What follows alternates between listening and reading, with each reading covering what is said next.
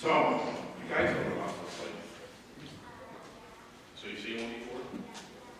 Are they quiet? One time you're in your house. Well, I think some people took care of that for you, right? So anyway, I'll bet you that you guys are never very loud at home, right? Now it's not true. So sometimes you're loud at home. Okay. I used to get loud at home too, and my sister, especially when she used to. You know, that happens. So did anybody, like your parents or anybody, grandparents, aunts, and uncles, if you were getting loud, did they ever say to you, "Shh, can't you be quiet as a mouse"? Did they ever say that to you?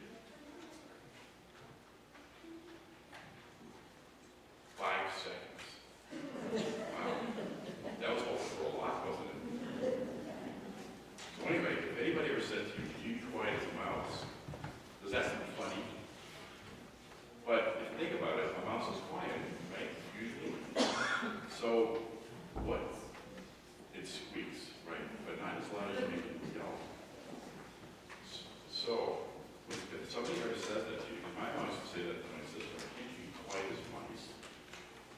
It's like saying, think about it, the mouse is quiet, and you be quiet. Just giving you something to think about how to be. And yes, I could have spoke sweet, but I didn't. So now today, the prophet Isaiah is talking about the last of the animals, right? Did you hear that? Wolves and lambs and bears and all kinds of creatures. It's like wolves will lie down with lambs, leopards are going to lie down with goats, calves are going to lie, and year-old lambs will put together. That would be weird. That's a great observation. Do you think the wolf is going to not eat the lamb or eat the lamb? So what is that? That sounds funny, doesn't it? How about a leopard is going to eat a goat or lie with a goat? Yep. And we're not talking goat cheese. We're talking something other white meat. But anyway, what Isaiah is doing is sort of like the idea with, you be quiet as a mouse. You know, if you're getting loud, think about a mouse that can be quiet. What Isaiah is saying, people, you and me, some people might be like a wolf. Other people might be more like a lamb. But saying, all of you need to get along together. You need to respect each other and not give each other a hard time. You know some people who are like they're really like tough and not very nice sometimes. So Isaiah is saying, learn how to get along with each other, and whatever those differences are, let them fall away. And Jesus lists all that up. He talks about, you know, how we've got all these teachings from Scripture that God has talked to us about how to get along with each other, because Jesus teaches just about love, which is about learning how to love everyone, to get along with everyone. So today we have looked at from the Scripture how to be with each other everywhere. Is that good to know? Let's pray. We thank you, O God, for your teaching. We thank you for Isaiah and his patience, and for Jesus and his strength, and his love in helping us come to know you better. Help us to trust in your word, to hear it, and to take it to heart. We pray in your name. We say, Amen. Thanks for coming.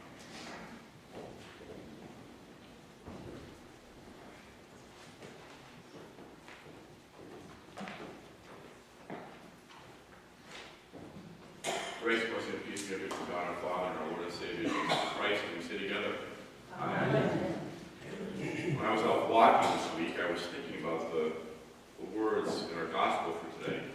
And the thought that came to mind as I was walking along was how John's words that we have Jesus telling us was said, how they were like a light, like a beacon shining out to warn us of danger. And that made me think of my grandfather. Some of you have heard in my preaching before that my grandfather was a man of the sea. He graduated from Mass Maritime Academy's forerunner, the nautical school. He was at sea as a teenager, as a third mate on a troop ship during World War I, was torpedoed off of France, made it through that. He was pulled into the forerunner of the Coast Guard, and then he left that, and he was in the Navy, and he left that, and the Coast Guard brought him back in. He was on one of their destroyers, it was a mothership, where all the patrol boats during Prohibition were going after the rum runners. Then he decided to leave again, and he went back into private merchant service and sailed around the world. And then the Coast Guard came and said, no, you're back here again. And he came in, and he ended his career as a commander.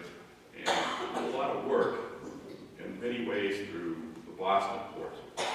And one of the things I have in my collection of artifacts from him is his badge, which tells us that he is a master pilot for any size ship on any sea or any ocean worldwide.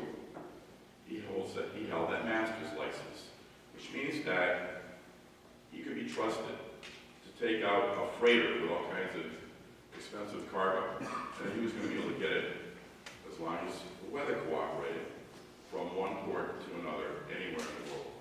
And the same thing with passenger ships with human cargo, precious commodities.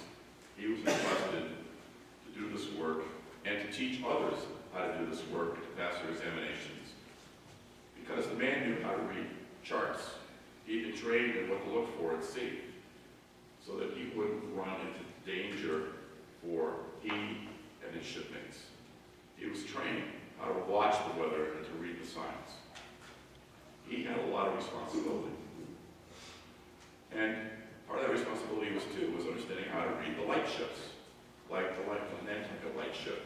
They used to guard the shoals, or to understand just what rendezvous were for when he came into Newport Harbor, or what the various lighthouses at the different points, whether up in York or up in Portland Head or wherever it was.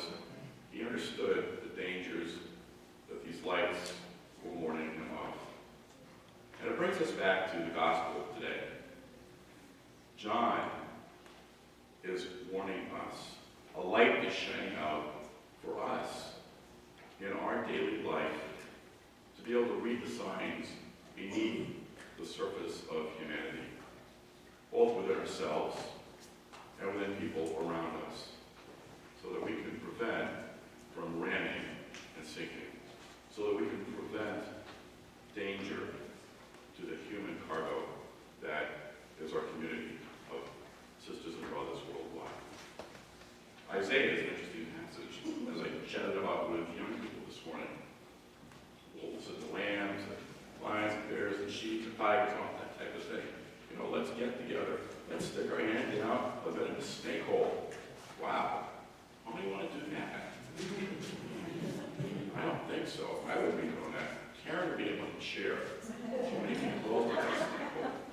Yet the image here is to trust in God and to love the other. And that's tough to do. Right now we have perfect examples of what that is not looking like. When we think about ISIS, as they call themselves, the Islamic State, these people have a hard time getting along with anybody else who's not like them. They're very single-dimensional. And the same is true for what happened during World War II. And the frenetic nature of Adolf Hitler and what he lifted up, and what became the calling cry of the Nazi regime. They were single-dimensional in their understanding of who were supposedly the righteous of God, which is very sad. And that so much strife and anguish. And I need to renew my books. Hold on a second. Thank goodness for Carl.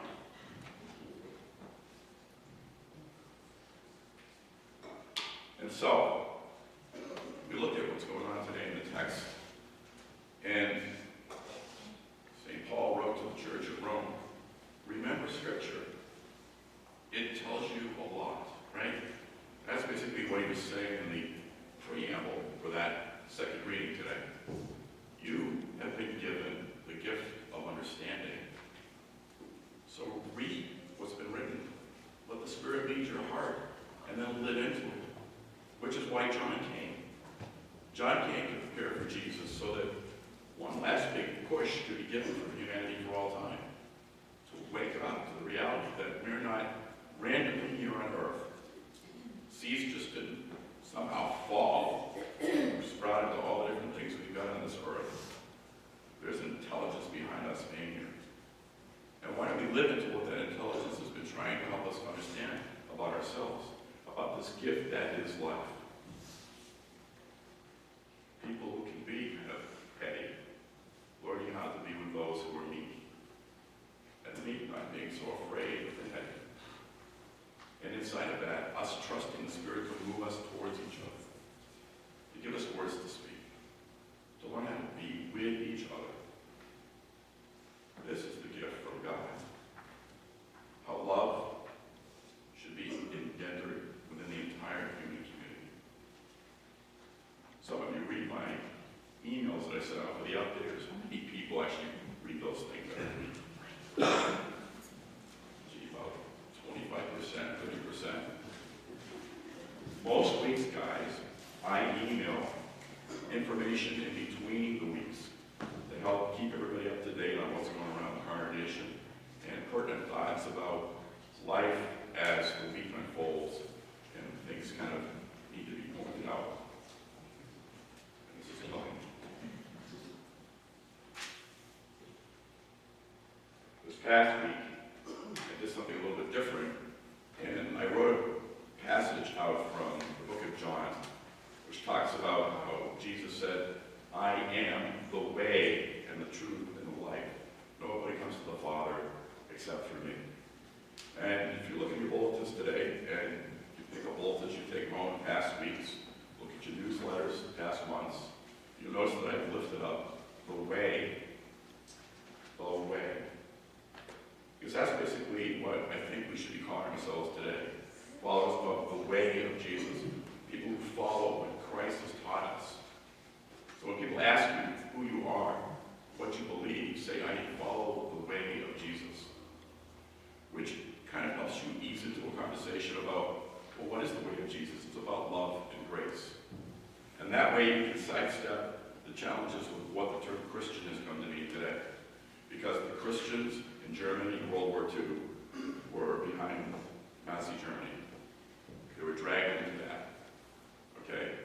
The Christians during the Crusades got caught up and gone after the Islamic peoples. There's a lot of baggage associated with the term Christian. But if we back up a little bit and say we're following Jesus' way, then that helps us delineate where we're coming from. That we're looking at how we can all get along with one another. We're lifting up social justice and human rights. Things like the LGBTQ, and how our national church is embracing people of all understandings and backgrounds. How we embrace having women pastors in our midst.